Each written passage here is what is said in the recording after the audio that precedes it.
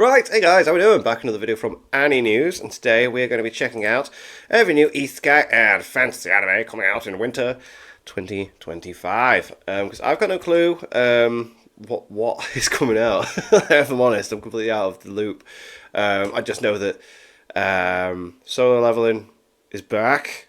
Boom. I'm hoping he's going to do cut content videos for Season 2. Really enjoyed the cut content videos for Season 1.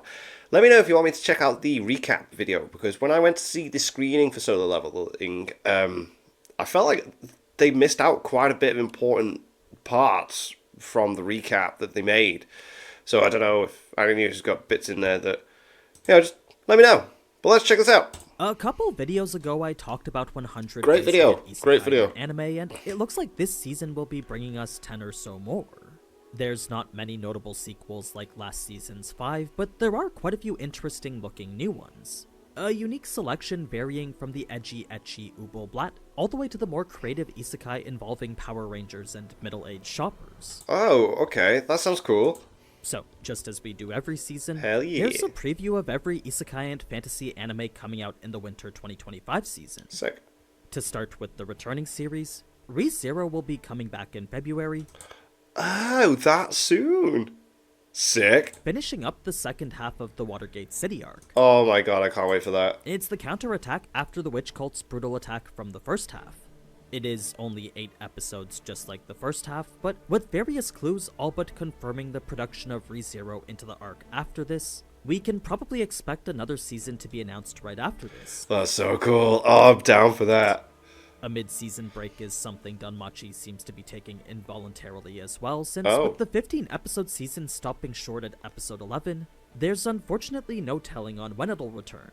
The only news we have is that episode 12 and onward have bbeen delayed indefinitely. That's a bit worrying. That just means we get to focus on solo leveling, since with season 2 starting in less than a week, Song Jinwoo and his army will be blessing us with more of his overpowered greatness. The episode count hasn't yet been confirmed, but we're for sure going to be getting the Red Gate arc and the Demon Castle arc. Anything after will likely require more than 12 episodes, but with the way Season 1 teased a further arc in its ending, I imagine we'll be getting more episodes regardless. In any case, this is the anime that I'll be talking about this season, so I hope you'll enjoy my videos on that. Class, that confirms that. Cool, awesome.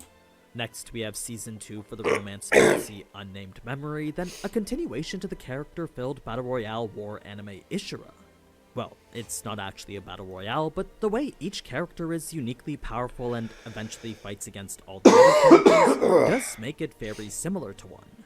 At the very least, it makes for some highly entertaining action sequences. This brings us now to the new anime, which, to start with the ones that are actually isekai, first we have Headhunted to Another World from Salaryman to Big Four. Okay. A comedic take on the overworked salaryman getting summoned to another world, this time to work for the Demon Lord as one of the heavenly That kings looks in his so army. cool. He doesn't get magic or powers to help him do that, but what he does get are full benefits and working conditions better than how it was in his past life. Nice. So it's basically an anime following this. Next, we have From Bureaucrat to Villainous, a series depicting the story of an old man reincarnated as a villainous.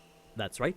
Rather than the usual otome game enthusiast transported into the world of their favorite otome game, the chosen one here is a 52-year-old politician. Somehow he becomes the villainous in this standard dating sim, and it's basically him navigating the world with the elegance of an elderly Japanese person. That's so random. I love it. It also seems like his family knows his consciousness is literally in the game itself. So, this does seem like quite the interesting premise, it's simply different. due to the absurdity of an old man becoming this type of character. I can't help but be curious to see how something like this turns out. Next is the daily life of a middle-aged online shopper in another world. What the hell? That is one hell of a title. Bringing us another isekai very similar to campfire cooking in another world. You've got your middle-aged guy isekai'd into a world of fantasy, and the only thing he has going for him is unlimited access to an online shop where he can buy pretty much anything. Any modern item you'd find on a site like Amazon, that's what our main character has access to. Fair enough, cool. The synopsis literally describes him as a guy living off the power of Jeff Bezos. So, in this lighthearted fantasy where access to the modern world is through a shop, we'll get to see our protagonist change this new world around him using it. Now, This next isekai is one I'd honestly never thought of, but given the trajectory isekai has been going in, It was only a matter of time before we got a Power Ranger one. Right. So, this is the Red Ranger becomes an adventurer in another world. Right. That's it. That's literally the plot. Wow. It's your standard isekai except with the Power Ranger. With a Power Ranger, wow. The long-awaited anime which finally answers the profound question of what would happen if a Super Sentai got isekai'd. Damn. Liden Films is bringing us an adaptation of the game Promise of Wizard, which is a series revolving around a protagonist summoned to fight against the Great Calamity. A literal moon which descends once a year and must be stopped by the Sage's wizards. Our protagonist is one of these wizards of the Sage as well, and it's her who we follow as she joins forces with the others to defeat the moon itself. I've never played this game myself, but as a story produced by the same writer as Idolish 7, it might be something worth checking out this season. Something a bit more basic is the run-of-the-mill power fantasy, possibly the greatest alchemist of all time. A random person is accidentally summoned to be a hero, is given the power to create literally anything through alchemy, then uses said power to become both absurdly rich and unbeatable in combat. Usually it's one or the other for the merchant route and adventurer route, but it seems like this series just decided to go with both. So, if power fantasy is what you're looking for, then here's another to add to your collection. Finally, we have How to Make Magic in Another World. This one bringing us an isekai where magic isn't present. Our middle-aged, magic-obsessed otaku protagonist dies and gets reborn into another world, except here there isn't magic either. That doesn't stop him from continuing his pursuit of it, though, since it turns out magic just hasn't been discovered yet. This leads him to be the one to make that discovery, resulting in a story where the development and spread of magic is led by him. That's cool. It's a somewhat unique take on isekai where magic is brought to the magicless. Another unique take comes in the form of a reverse isekai with Zero G's adaptation of Welcome to Japan Myself. It's a story revolving around exactly what the title states, depicting the adventure of our protagonist and an elf from his dreams now somehow alive in modern-day Japan. There's no big adventure or quest to defeat the Demon Lord, just an elf coming to terms with her new life. Fair enough. It's a very light take on the reverse isekai genre. Moving on to the straight-up fantasy anime now. First we have the popular revenge series Ubel Blatt. It's a dark action fantasy that's exactly that. Dark all the way through with lots of action and some smut on the side.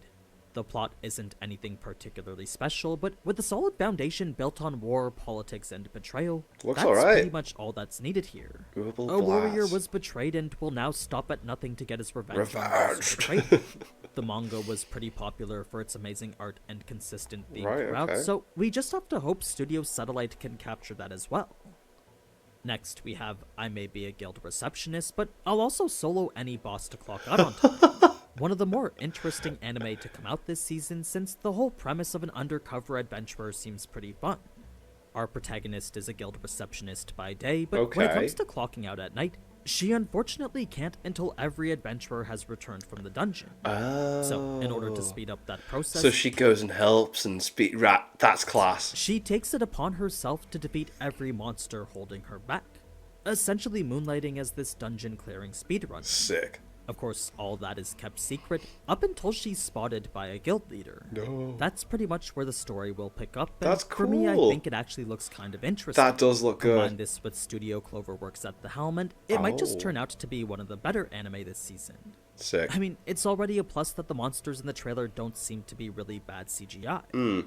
Behen Echo brings us a standard reincarnation anime, except instead of the hero being reincarnated as another person who can start over again, he's instead reborn as a behemoth, one of the most powerful monsters in the entire world. The thing about being a baby behemoth is that for their early stages of life, all they look like is a small little house cat. So this knight-turned cat gets picked up by an adventurer, and the story becomes him essentially doing what he can to protect her. It's a fairly standard power fantasy, just with an overpowered cat and an elf. With massive power jugs. Fantasy comes in the form of the Worthless Appraiser, bringing us yet another supposedly useless class skill that turns out to be insanely powerful. I don't know what it is with this new influx of worthless type fantasy, but it doesn't seem like this will be very much different from any of the others. It's the same premise of a supposedly worthless skill becoming the most OP thing imaginable. Our protagonist using his appraiser status to do what others can't. Now, I was actually looking up the story to see if the author had any other notable works, and I'd actually come across this gem. It's not really anything important, but I figured it was something worth sharing. Anyway, Bogus Skill Fruit Master also takes that worthless skill approach, Bogus but Skill does so with Fruit a touch Master, of One Piece okay. added to it.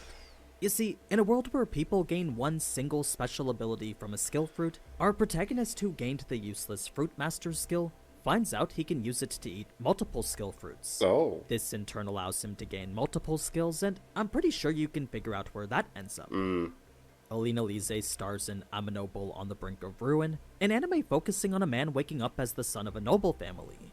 The thing about this family in particular, though, is that just as the title states, its standing is about to collapse. So, while amongst the chaos of this dysfunctional family, our protagonist decides he's just gonna focus on magic, resulting in a seemingly light-hearted adventure coming from the same author behind this isekai from the summer.